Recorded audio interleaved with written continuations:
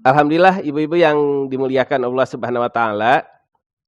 Pada kesempatan kali ini saya ingin membahas satu bahasan yang agak panjang dan mungkin selama ini kadang-kadang dianggap saingannya ibu-ibu, yaitu tentang bidadari.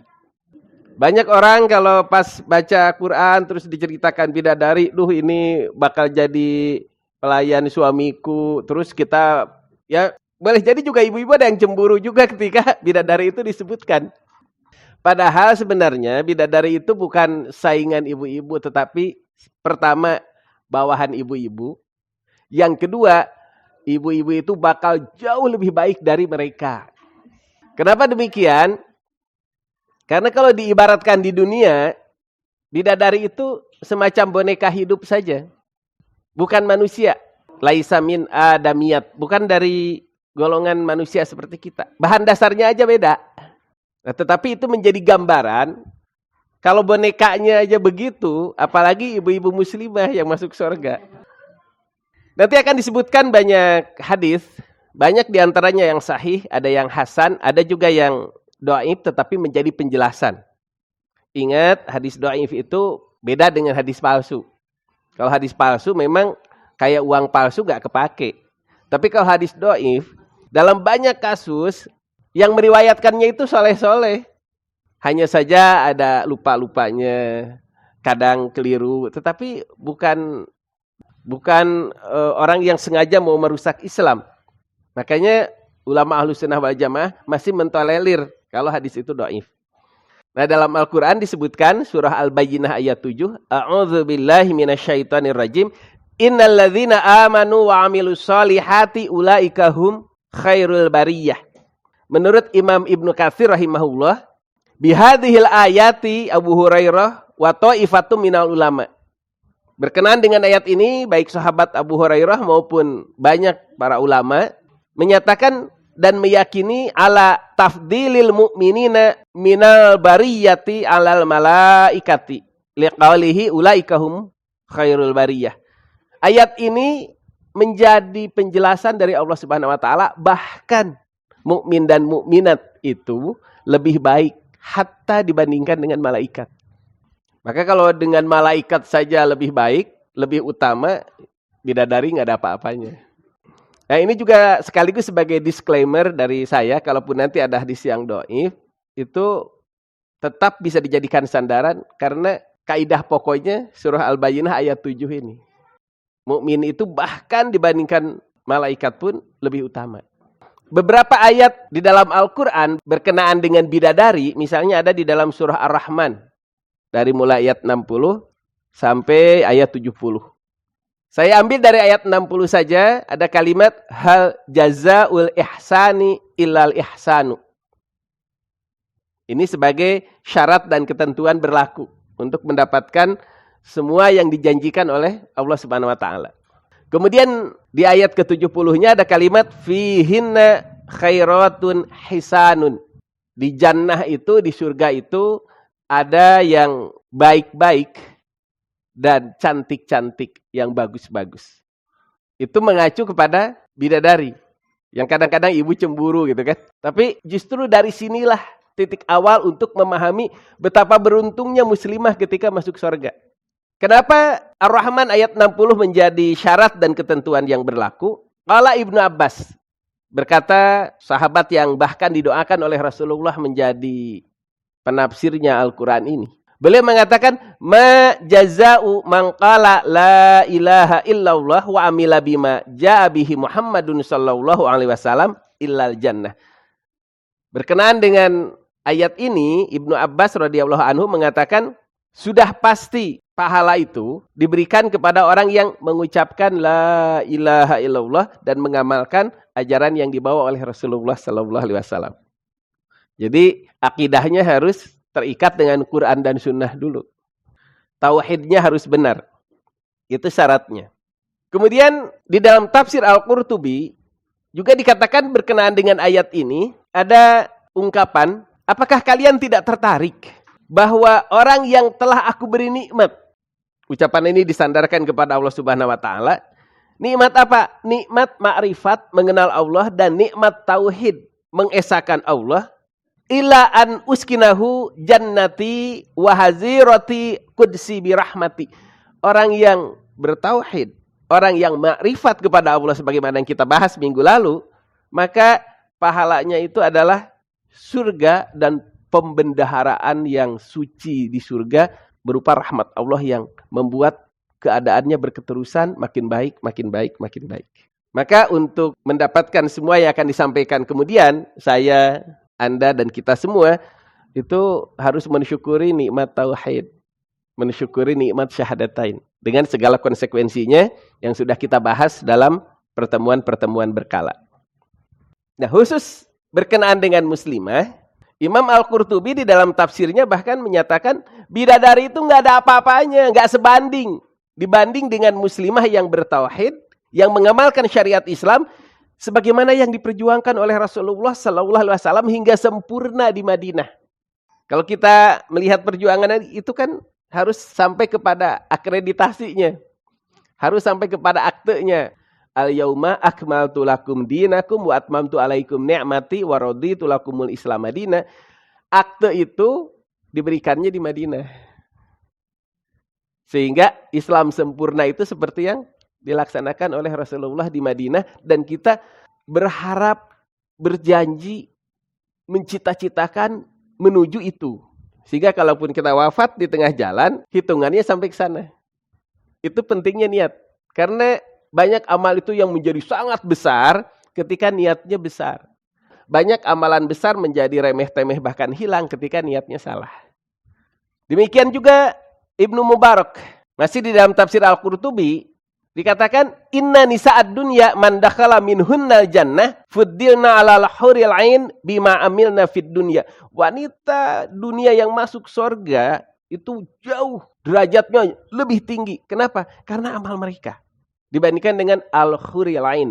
Huril 'ain itu sebutan bagi bidadari surga yang cantik, segar, matanya jeli, gambarannya begitu. Kenapa kok wanita muslimah itu yang jauh lebih berharga daripada bidadari surga? Ya karena amalnya, karena perjuangannya. Bidadari surga itu kan nggak ada ujiannya, nggak ada perjuangannya, nggak ada amalnya. Tiba-tiba lahir begitu saja, bahkan pabrikan. Jadi munculnya tuh breg gitu aja, nggak ada prosesnya. Kalau kita kan ada proses, ada pengalaman di tempat dengan itu gitu kan, dari mulai lahir terus sampai besar. Kalau bidadari itu sekali jadi, dan bahannya bukan dari bahan manusia, dari misik, kafur, bahan-bahan wewangian begitulah. Di antara yang membuat wanita muslimah itu derajatnya tinggi, bukan hanya diridhoi suaminya, bukan hanya didoakan oleh anak-anaknya. Bahkan burung di angkasa, ikan di samudera, malaikat di langit, hewan buas saja mendoakan buat muslimah yang taat pada suaminya, yang taat kepada Allah tuh didoakan sama semuanya. Yastaghfiru lil mar'atil muti'ati li zaujiha at-tauri fil hawa wal haitanu fil bahri wal malaikatu fis sama wasib'u fil bariji. Ibu dengan segala aktivitasnya, letih, lelah, kita masak, kadang-kadang kecepretan minyak, udah begitu kadang-kadang dikomplain misalnya sama suami, padahal itu aja udah capek gitu kan. Nah dengan semua kesulitan, kepayahan, bahkan kadang-kadang kalau enak gak dipuji, pasti gak enaknya dimarahin begitu. Semua binatang buas saja sampai terenyuh. Masya Allah. Kasihannya gitu ibu-ibu muslimah itu. Jadi ibu tuh viral. Kasus ibu-ibu yang kadang teraniaya. Yang capek. Yang juga udah capek badan, capek hati terkadang. Itu viral di jagat raya itu. Burung mendoakan. Hewan di laut mendoakan. Kalau disebut as-sibau, binatang buas, itu kan binatang buas tuh tidak punya peri kemanusiaan, tidak punya peri kebinatangan juga kan. Udah binatang, buas itu kan makan binatang lagi. Ini kalau ibu bayangkan, singa betina itu kan garang dia. Tapi singa betina itu sanggup sabar berhadapan dengan suaminya singa jantan itu karena ingat, aku ini gak ada apa-apanya dibandingkan dengan wanita-wanita muslimah itu. Jadi sabar gitu kan. Ya karena boleh jadi ada yang suaminya lebih galak dari singa jantan itu. Masya Allah. Itu langsung viral, Bu. Kalau dibentak suami langsung viral. Weh, Bu Husna dibentak suami. Itu didoakan sama burung di laut. Di udara. Didoakan. Sama ikan hiu juga langsung doakan. Media sosial dunia gaib itu lebih hebat daripada YouTube, daripada Twitter. Di dalam tafsir Bahrul Muhit misalnya, ketika menjelaskan surah An-Nisa ayat 34, disertakan di dalam tafsir itu hadis riwayat At-Tabrani tentang Ummu Salamah. Ummu Salamah itu satu di antara istri Nabi, bertanya kepada baginda Rasul sallallahu alaihi wasallam, qalat Ummu Salamah, berkata Ummu Salamah, "Ya Rasulullah, nisa'ud dunya afdalu amil hur?" Ya Rasulullah, apa wanita dunia yang lebih utama itu atau bidadari surga? Yang disebutkan segar, disebutkan cantik, jelita matanya. Mendapatkan pertanyaan itu, Rasulullah dengan tegas mengatakan, tentu saja wanita muslimah yang lebih utama. Itu mengagetkan Ummu Salamah. Qultu ya Rasulullah, bima? Apa yang menyebabkan wanita muslimah itu lebih utama daripada bidadari surga? Qala bisolatihinna, karena salat mereka. Bidadari enggak salat. Bisyamihinna, karena saum mereka. Bidadari enggak ada puasa. Wa ibadatihinna, dan ibadah-ibadah mereka. Dan wa ta'ati azwajihinna, dan karena ketaatan mereka pada suami mereka. Itu yang berat. Saum mah gampang lah, tapi taat suami itu kadang-kadang gitu. Itu yang membuat jadi utama. Bahkan di dalam At-Targhib wa Tarhib, kumpulan hadis-hadis tentang apa yang membuat kita termotivasi, apa yang membuat kita menjadi harus mengerem. Demikian juga di dalam tafsir Ibnu Katsir. Ada hadis dengan tambahan bal nisa'ud dunya afdalu minal huril ain kafadlid dhiharati alal bitanati. Bahkan kalau diibaratkan, kalau zaman dulu gambarannya baju luar dengan baju dalam. Maksudnya bagian luar baju yang dibikin bagus dengan bagian dalemannya. Kalau bagian dalemannya itu kan nggak bagus kan, bekas jahitan, bekas obras dan lain-lain. Tetapi kalimat bitonah juga bisa bermakna banyak, samar, nggak nyata. Jadi ibaratnya kalau bidadari itu ya, kalau bahasa sekarang kayak hologram dibandingkan dengan kita yang nyata. Dan kalau bidadari itu dianggap nyata, maka muslimah 70.000 kali lebih nyata, lebih baik, lebih hebat daripada bidadari yang disebut sebagai bitonah itu.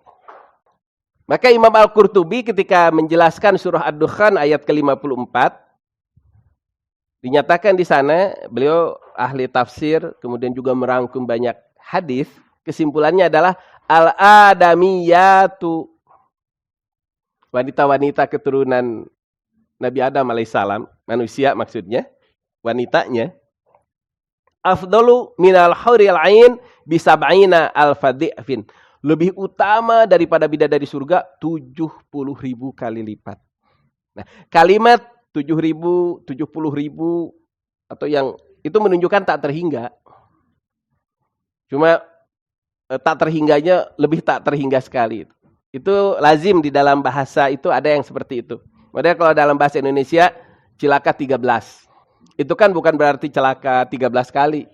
Bukan berarti kalau baru 2 kali belum dihitung. Enggak. Tapi yang disebut dengan cilaka 13 itu banget.